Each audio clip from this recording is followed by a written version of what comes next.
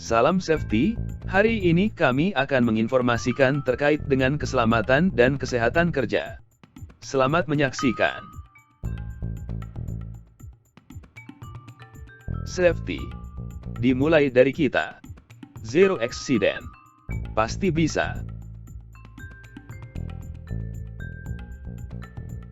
Dalam rangka menyambut Hari Kesehatan Gigi dan Mulut Nasional, yang diperingati setiap tanggal 12 September, kami mengajak untuk lebih peduli dan rajin memperhatikan kebersihan mulut dan gigi, terlebih di situasi pandemi yang terjadi saat ini. Gigi dan mulut merupakan pintu gerbang utama kuman, bakteri dan segala jenis makanan ke dalam tubuh. Jika kesehatan gigi dan mulut tidak dijaga, sama dengan kita membiarkan tubuh mudah terserang penyakit. Mari kita dengarkan pendapat dokter berikut ini.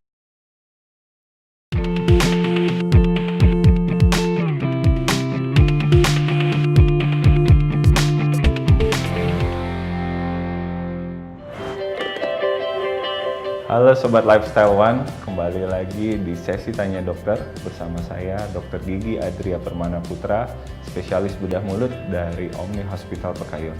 Kali ini kita akan membahas tentang kesehatan gigi dan mulut.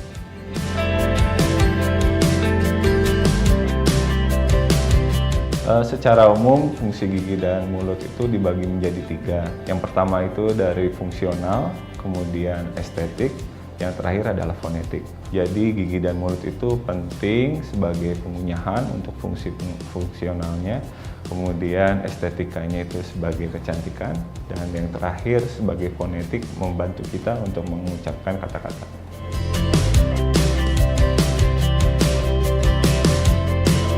Permasalahan gigi yang paling sering terjadi itu mungkin gigi berlubang ya. Semua dari anak kecil sampai remaja dan dewasa mengalami permasalahan itu. Kemudian yang lain juga seringkali adalah gigi terpendam. Itu pada pasien-pasien yang usia sekitar 20 tahunan itu mulai mengalami masalah tersebut. Kemudian yang sering terjadi juga adalah bau mulut mungkin, dan beberapa kali saya di sini mendapatkan pasien adanya tumor-tumor jinak ataupun tumor-tumor ganas.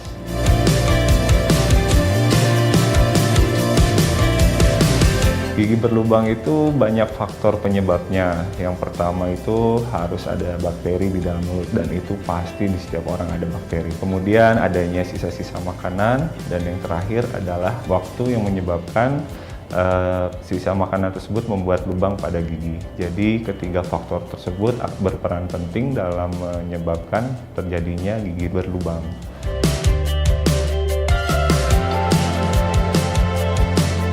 Jadi bakteri itu secara umum udah ada di dalam mulut.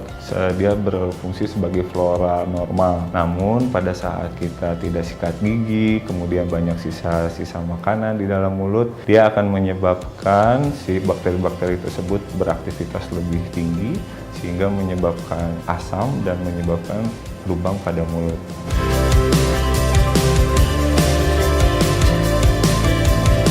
Paling baik memang sesuai dengan anjuran yang kita tahu, sehari itu 2 kali. Namun yang kadang orang salah kaprah itu, pagi hari itu harusnya setelah makan sarapan. Jadi setelah kita meninggalkan rumah, gigi itu dalam keadaan bersih, bukan sebelum sarapan. Dan terakhir, sebelum kita mau tidur, itu baru kita sikat gigi lagi. Jadi totalnya 2 kali sehari itu sudah cukup menjaga oral hygiene kita.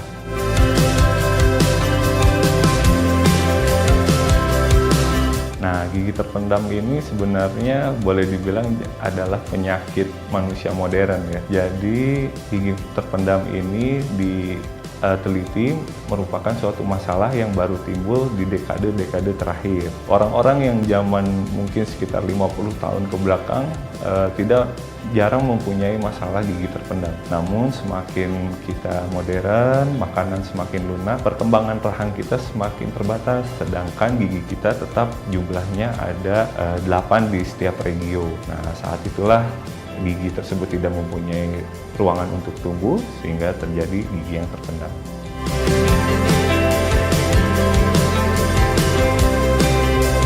Nah, kalau bau mulut ini paling sering dikaitkan oleh karena diet. Jadi, makanan-makanan yang kita makan itu beberapa yang mempunyai aroma yang kuat itu akan menyebabkan bau mulut. Tapi selain itu juga ada penyebab oleh karena oral hygiene yang buruk, mungkin kurang bersih, dan yang terakhir biasanya karena kekeringan mulut itu akan menyebabkan halitosis ya, nama lain dari bau mulut. Nah, semua faktor-faktor ini yang sering terjadi pada setiap pasien menyebabkan adanya bau mulut seperti itu.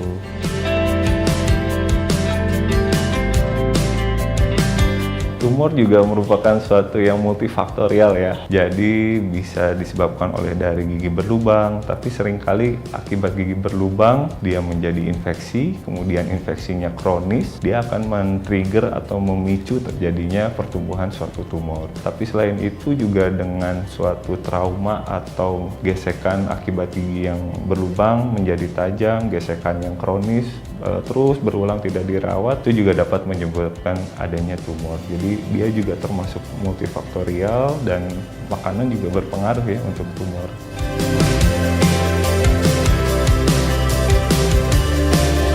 Gejala gigi berlubang memang awalnya itu tidak ada gejala. Itu yang seringkali pasien-pasien kita itu tidak segera ke dokter gigi. Jadi pada saat tahap awal dan pada tahap yang paling mudah dilakukan perawatan itu pasien biasanya tidak pernah datang. Setelah lubang itu lebih berprogres lebih jauh sehingga menimbulkan rasa nyeri, ngilu, dan lain-lain, barulah mereka ke dokter gigi. Jadi sebaiknya pasien itu harus punya mindset untuk rutin ke dokter gigi itu untuk check up seperti itu. Jadi supaya masalah gigi berlubang bisa kita tangani dari awal.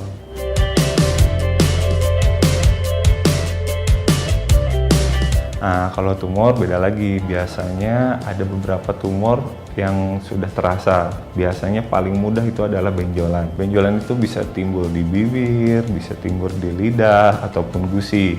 Nah, itu apabila sudah ada keluhan seperti itu, sebaiknya tidak didiamkan. Jadi langsung mencari atau check up ke dokter, sebaiknya spesialis bedah mulut, untuk lebih mengerti apa yang dialami oleh pasien tersebut. Dan kadang yang datang ke kami itu progres tumornya sudah lebih jauh dan sudah menimbulkan rasa sakit, makanya mereka datang ke kami.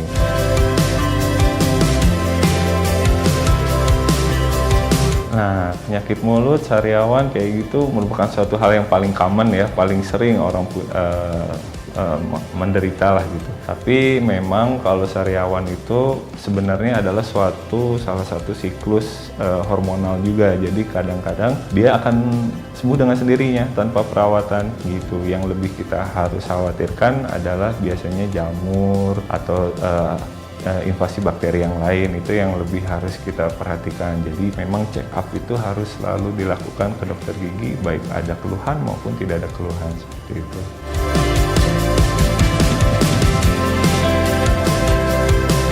Ya, jadi abses itu sebenarnya suatu istilah medis yang menunjukkan adanya infeksi dari gigi yang berlubang. Jadi gigi yang berlubang apabila tidak dirawat dan terus menginvasi ke dalam syaraf, bakteri itu akan berkembang, kemudian dia akan masuk ke daerah akar gigi sehingga menyebabkan infeksi di bawah akar gigi. Infeksi tersebut akan menimbulkan adanya, mungkin kalau istilah kita nanah gitu ya, nanah di dalam tulang bawah gigi itu, sehingga dia menyebabkan suatu abses dan disebutnya abses periapikal atau abses yang ada di bawah gigi gitu, seperti itu.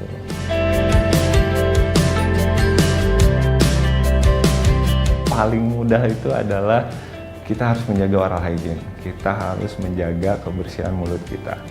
Yang jadi masalah, kebersihan mulut ini kadang kita tidak bisa mereviewnya dengan sendiri gitu. Jadi kita butuh bantuan dokter gigi untuk melihat apakah ada permasalahan dalam gigi atau tidak. Apalagi beberapa kasus-kasus penyakit gigi maupun gigi berlubang di tahap awal itu tidak ada keluhan. Jadi seringkali orang merasa tidak ada keluhan, tidak perlu ke dokter gigi. Padahal konsepnya tidak seperti itu. Kita harus rutin ke dokter gigi. Lebih bagus setiap 3 bulan sekali, tapi setahun 2 kali pun masih bisa cukup untuk mereview kesehatan gigi kita. Jadi Untuk menjaga gigi kita supaya tetap baik, kita harus jaga oral hygiene dan rutin cek ke dokter gigi, seperti itu.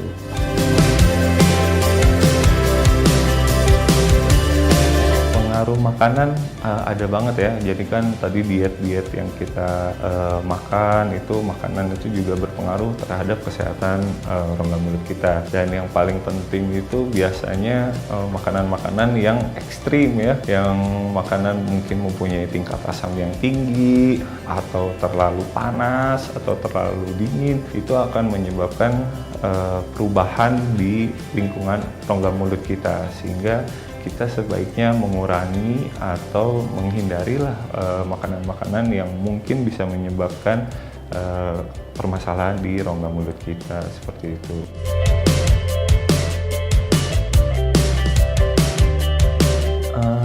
Mungkin hampir sama ya, cuma jadi biasanya gigi itu akan menjadi keropos setelah dia mulai berlubang. Nah, jadi sebaiknya sebelum gigi kita keropos atau mulai patah pada saat makan, itu kita harus mencegah lubangnya dulu yang pertama kali. Jadi setelah lubang itu kita cegah, pasti giginya akan sehat. Kalau giginya mulai berlubang, kemungkinan keroposnya pasti akan lebih besar. Jadi kemungkinan nanti ke depannya harus dicabut atau menimbulkan masalah yang lain itu akan pasti terjadi, seperti itu.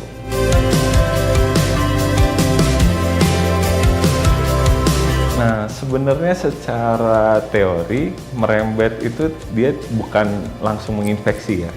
Jadi biasanya terjadi berlubang dengan gigi sebelahnya itu oleh karena gigi yang sudah berlubang menangkap makanan sehingga makanan itu sulit untuk disikat atau dikeluarkan, sehingga gigi sebelahnya yang dalam keadaan sehat malah menjadi rusak juga gitu. Jadi bukan berarti gigi yang berlubang itu akan menyebabkan gigi yang sehat berlubang juga, tapi biasanya akibat mekanis oleh karena ada makanan yang masuk sehingga tidak bisa disikat dan gigi sebelahnya jadi lama-lama berlubang juga, jadi seperti itu.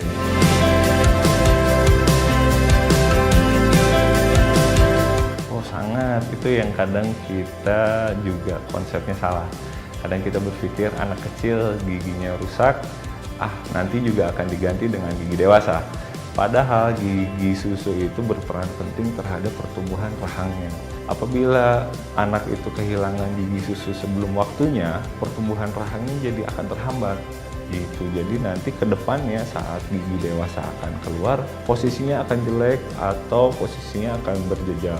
Itu akan menyebabkan ke depannya permasalahan yang lebih kompleks lagi. Setelah dewasa dia harus dilakukan perawatan kawat gigi atau malah mungkin seperti yang tadi, gigi yang terpendam oleh karena perkembangan rahangnya tidak maksimal sehingga gigi tidak bisa punya ruangan yang cukup untuk ada di dalam rongga mulut, mungkin seperti itu.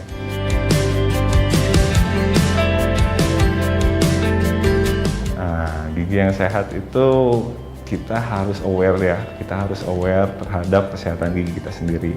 Paling bagus adalah kita setiap sikat gigi juga sambil berkaca, sambil kita lihat giginya apakah ada berlubang, apakah ada hitam atau tidak gitu. Itu dengan menjaga oral hygiene gitu. Dan setelah itu juga kita tetap harus periksa ke dokter gigi, baik itu dokter gigi spesialis maupun dokter gigi umum. Kita harus cek karena gigi itu areanya luas sekali dan susah untuk dilihat sebenarnya. Jadi kita harus membutuhkan bantuan dari dokter gigi gitu ya. Jadi supaya kita yakin kondisi rongga mulut kita itu dalam keadaan yang prima, seperti itu.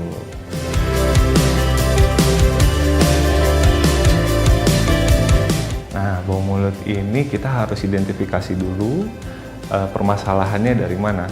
Apakah bau mulutnya itu akibat diet, apakah kita karena mulut yang kering atau permasalahan yang lain. Setelah kita bisa identifikasi, kita bisa melakukan solusinya. Biasanya oleh karena diet-diet makanan yang beraroma kuat, baiknya kita hindarin, kita melakukan edukasi kepada pasien bahwa beberapa makanan yang mempunyai aroma kuat mungkin akan menyebabkan bau mulut semakin parah gitu. Jadi supaya pasien itu mengerti permasalahannya di mana. Tapi apabila pasien itu mungkin mempunyai kekeringan mulut gitu, kita harus mereview lebih jauh apa permasalahannya, apakah karena air liurnya kurang atau pasiennya mungkin bernafas dari mulut. Nah, itu bisa menyebabkan kekeringan mulut sehingga menyebabkan bau mulut yang lebih jauh gitu ya.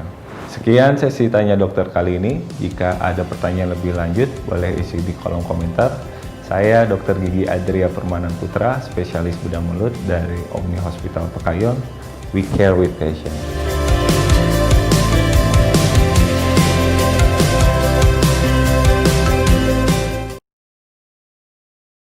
Kembali kami mengingatkan kepada seluruh karyawan MKN, selama masa pandemi COVID-19 ini. Untuk jangan lupa selalu mencuci tangan menggunakan sabun, gunakan masker dengan baik dan benar, jaga jarak minimal 1 meter. Selamat bekerja dengan selamat. Dan tetap jaga kesehatan. Sampai bertemu di Safety Talk online berikutnya. Salam.